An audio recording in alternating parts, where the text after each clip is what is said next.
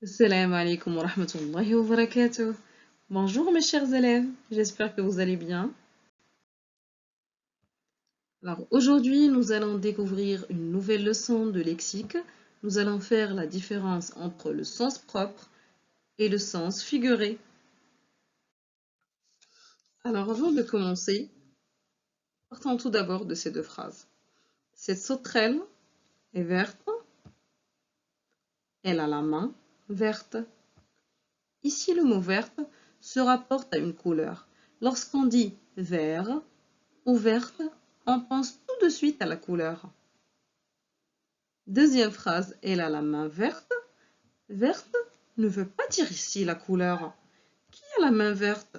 Ou qui a la main de couleur verte? Personne. Alors, c'est une manière imagée de dire qu'elle est douée pour le jardinage. Le sens propre, c'est donc le sens premier du mot. C'est son sens concret. D'ailleurs, c'est la première définition qu'on trouve dans un dictionnaire. Tandis que le sens figuré, c'est le sens imagé d'un mot, c'est-à-dire qui renvoie à une image, et ce sens figuré est souvent une expression de la langue française. D'ailleurs, d'autres sens figurés du mot vert existent.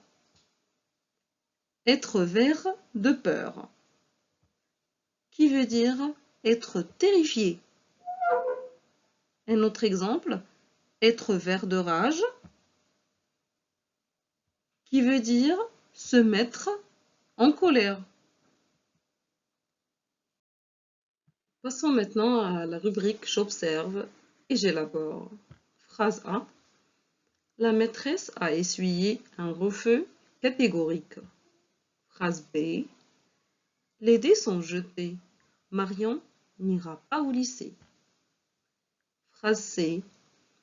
Tous les espoirs de Marion sont jetés à terre. La phrase D. De tristesse, Marion a fondu de larmes. Et la dernière phrase, phrase E. La neige a fondu sous la chaleur. Alors, première question, les enfants. Le verbe fondre est-il employé dans le même sens dans la phrase D et E? Et dans quelle phrase renvoie-t-il à une image?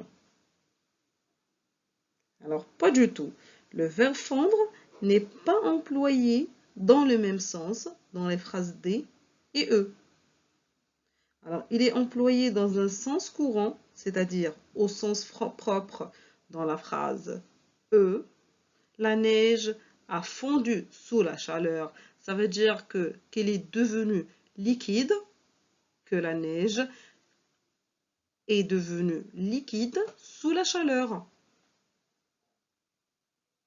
Alors que dans la phrase D, il renvoie à une image.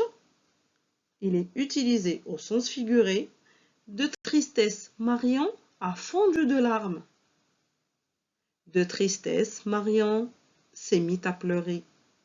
C'est un sens figuré ici. Deuxième question, les enfants. Dans quel sens est employé le verbe essuyer?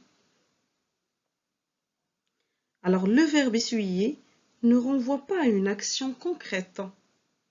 Il est employé ici au sens figuré. Troisième question. Dans quelle phrase le verbe jeter décrit une situation réelle? Alors, phrase B, les dés sont jetés, Marion n'ira pas au lycée. Ou la phrase C, tous les espoirs de Marion sont jetés à terre. Alors, le verbe jeter décrit une situation réelle dans la phrase B. Il est employé au sens propre ici.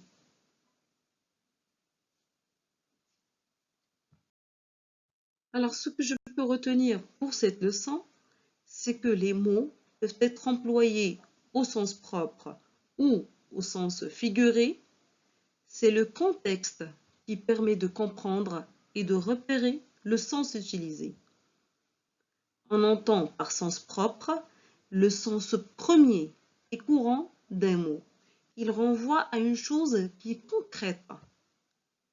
Et on entend par sens figuré, c'est le sens qui renvoie à une image ou à une comparaison avec la réalité. Prenons ces exemples. Elle possède un chat siamois. Alors ici, c'est un sens propre. C'est un animal. Elle possède un chat qui est l'animal siamois. Deuxième exemple, elle a un chat dans la gorge. Elle a un chat dans la gorge. Alors vous imaginez une personne qui a un chat dans la gorge? Alors ici, c'est un sens figuré. Très bien. Ça veut dire être enroué.